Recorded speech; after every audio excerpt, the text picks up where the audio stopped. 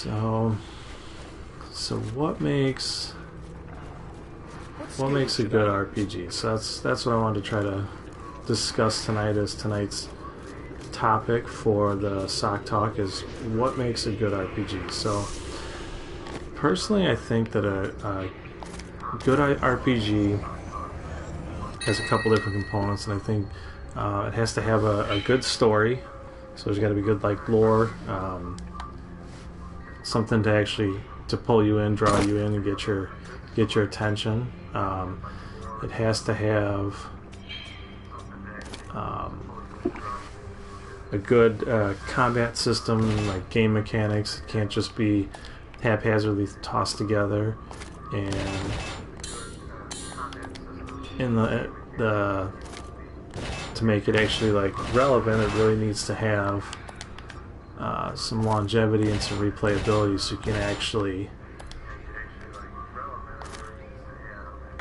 come back to the game and actually dive in and get into it and actually play. So story. What do we got here real quick?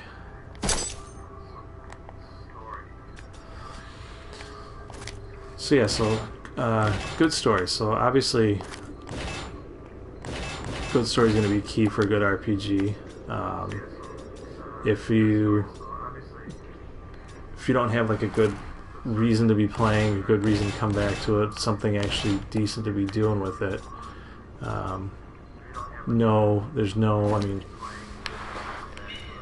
no reason to play, no reason to get into it. You kind of just burn through it, don't pay attention to what's going on, just come in, hack and slash, mash buttons, done, be done. If you got a good story that you're working with, then it appears we're not alone in here. If you got a good story that you're working with, then you can actually get pulled in, you can get invested in the characters, you can get invested in the content and what's actually happening in the world and the universe. It's too late. A truly good game will draw you in and get you in. You'll play through the game, you'll burn through any additional like DLC and content. It'll be something that you'll have quality interactions with your NPCs and party members, so that it's not just the story of your character as you play it, but it's the story of your character and how they interact with the other characters in the world, specifically the ones that are in your party. So, for example, there's like the Dragon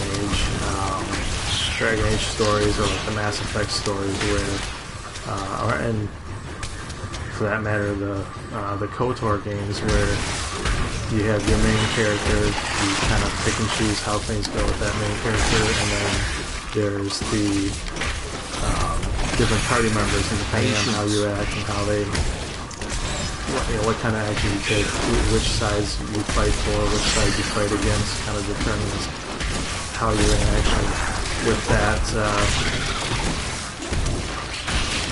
Not yet. With that group goes.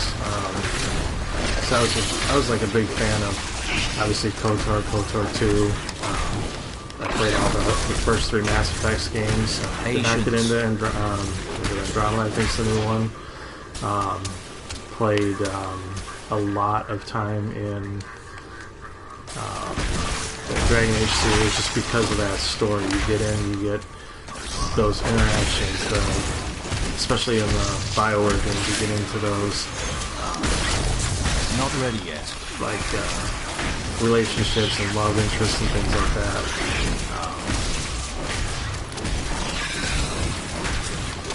Then it's just, it's like kind of those, I'm kind of dating myself here, but it's like those choose your own adventure books where you read a handful of pages and you have a couple different options on what you can do, but it's playing out a lot faster. And I find it a good story like that with a good set of NPC interaction, a good set of characters like that reminds me the most of when I used to play D&D. That interaction that you get between you and the other players, and then you and the NPCs, and patience kind of gives you that more quality fantasy experience. So games that have those really solid stories like that tend to be something that draws me in, draws most people in, because it's, you know, it's compelling. It's not just a pool of venom. What would you do if I stopped? It's not just a Loosen the grip on my coin purse. kind of. Thank you. It's not like an adventure Can you game please leave where this horrible you know, you place? play through, you kind of get invested with the characters, but then all of a sudden it's like, well, you're done. Now you move on. I mean, it gives you a reason to play through again, to see how different characters will interact and how different scenarios will play out depending on It was how you terrible how being you stuck act. in there like that. Thank the That was one of the gods you big draws came I had to along. like the Bioware What are games, you where it's doing like out here?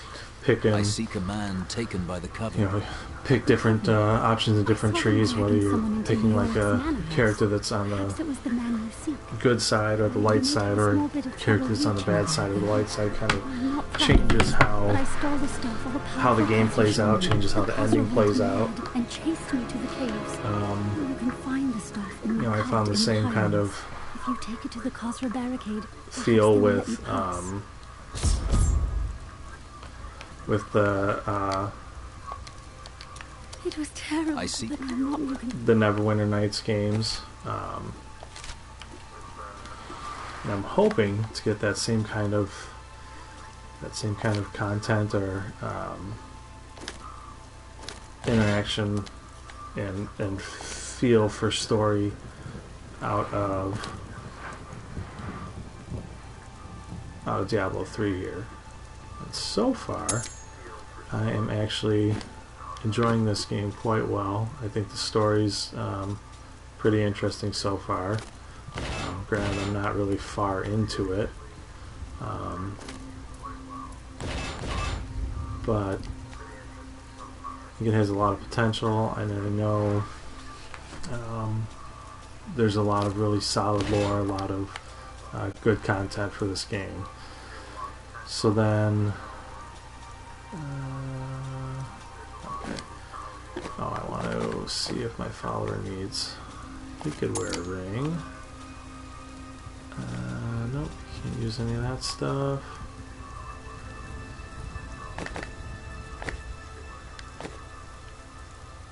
Yes. Alright. Why do I get So- the feeling that there are more cultists here? Next thing is game mechanic and the combat system and how the actual game plays. So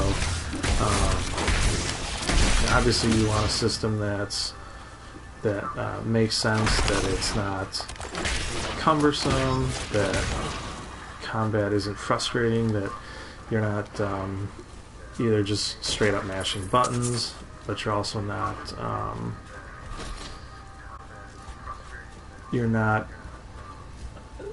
it's not intuitive. You want something that like makes sense, that you know, kind of like the system they got set here for Diablo 3, where at least for the good times, the console, the center, you know, obviously your attacks are centered around the different buttons on the controller. You got your maps on your directional pad. Not yet. The touchpad then brings up your character interaction, so it's a pretty simple, makes sense, pretty easy.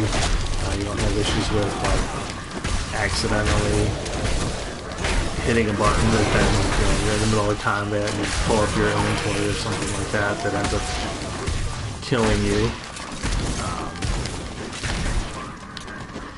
But it kind of flows easily, makes combat Not ready yet. easy per se, but you know, it makes sense when you're actually playing.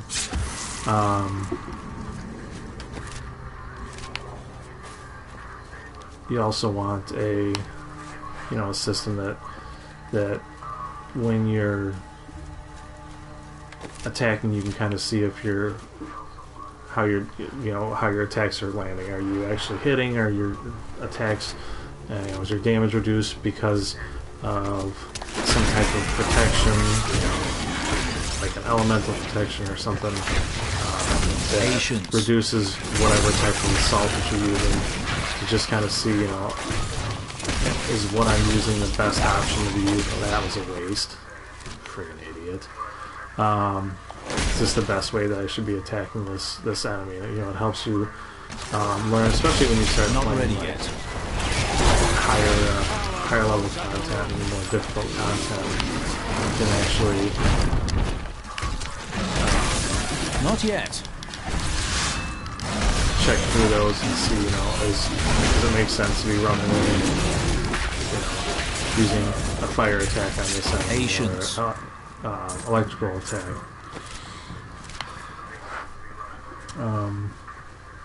Also a system, especially when you're on a console, it's a little bit different when you have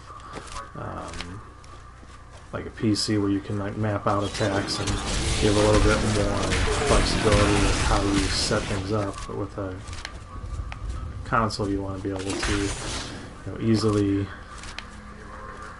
change up attacks as needed to set, and ideally be able to set some types of map out some kind of like loadouts or not ready yet groupings, so that, if I'm going to be fighting a assault where there's a lot of fire, you want something that's got like fire protection. But if you're going to be fighting something that's got cold attacks, you want something that's going to have cold protection. So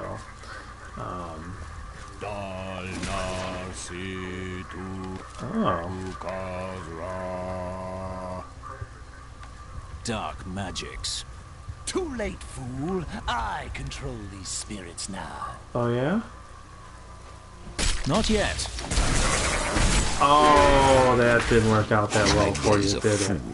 I will raise an army of souls from these primitives. So kind of the last thing to talk about is longevity and replayability. So obviously, especially with an RPG, if you got to go to one, it's easy to put in tons of hours into it. The KOTOR games probably put in 150 to 200 hours into each of those, playing multiple run-throughs with different types of characters, playing light and dark runs, playing patience, heavy force users versus kind of like lightsaber and like assault users. Similar kind of thing with the Dragon Age series, probably on the first Dragon Age 1, 2, and then Origins, I put in probably 400 to 500 hours into that whole collection by running multiple players and especially multiple characters, and especially with that series. I would go through and I would play a character from start them in Dragon Age 1, play them into Dragon Age 1, go through 2, go through Origins. So it was like playing, the same game multiple times through, but it's like you can play fighters, you can play magic users, you can play rogues. So not ready yet. Something that gives you, you can go back in and depending on who you play and how you run, you can change the whole story.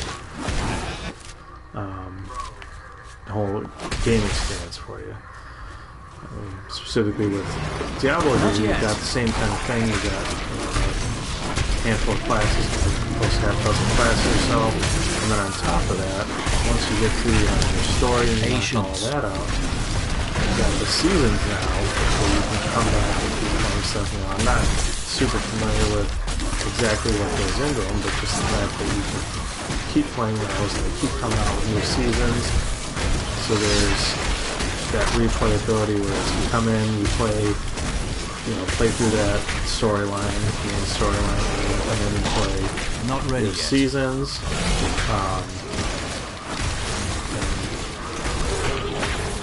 Adds even more content, new equipment, new experiences, and things like that. So on top of that, you can stack in games that have more than just PvE. If you throw in a PvP component, now you've got, on top of having just the story or the seasons or the replayability from that, you've got the option to be able to play against other players, which then gives you that whole other level of challenge, that whole other level of like longevity, is just by being able to go through and build characters to play specifically for that type of content. So that's kind of the last thing. So that I started this with the fact that you're looking at quality story for a good RPG, good mechanics and combat system, and then longevity and replayability. So if you missed part of this Sock Talk and you're interested in catching it again, catching what you missed, or any of the other ones that come up, you can head over to my YouTube page. There is on my Twitter profile, so DeadSockPuppet_, there is a link to my YouTube. There's a playlist for Sock Talk. These will all be uploaded on there. They will also be available as highlights clicked on the Twitch page. So if you're watching right now, you obviously know where that is. You can catch that highlight and see what my thoughts are on what makes a good RPG. So if you do like the video, I appreciate on YouTube. Drop me a like, drop me a sub, hit that list up. Feel free to share that so that you can keep updated with future ones as they come up. And especially if you got any comments, please feel free to put those on there. Send me tweets.